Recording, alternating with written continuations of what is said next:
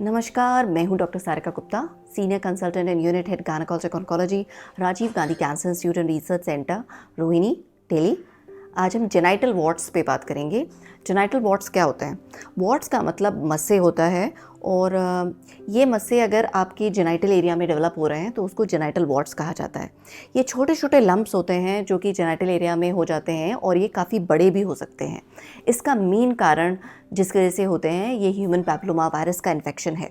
अगर 6 और 11 HPV का इन्फेक्शन हो जाता है तो जेनाइटल वॉर्ट्स हो जाते हैं।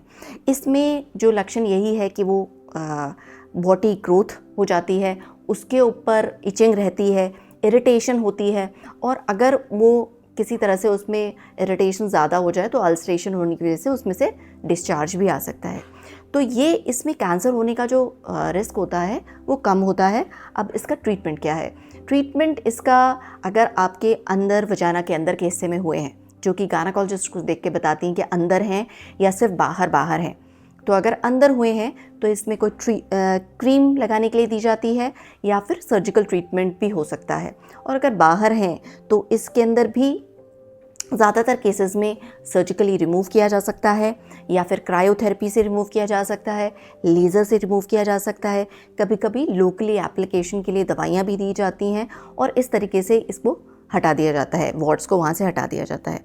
बट ये जो वॉर्ट्स हैं, इसमें एक बार अगर किसी को हो जाता है तो इसका मतलब ये नहीं है कि वो पूर्णतः कभी भी वापस नहीं आएगा। कई बार देखा जाता है कि ये इन्फेक्शन जो है HPV का अंदर ही रहता है, और कभी भी 2 से 3 साल या उसके बाद में कभी भी दोबारा वॉर्ट्स बन सकते हैं। अगर ऐसा होता है तो दवाई देके फिर से उसको ठीक किया जाता है। ये सारा जो रीज़न है इनका होने का, वो इम्यूनिटी है। अगर इम्यूनिटी हमारी अच्छी रहती है तो ये वॉर्ट्स दोबारा कभी नहीं आते। धन्यवाद।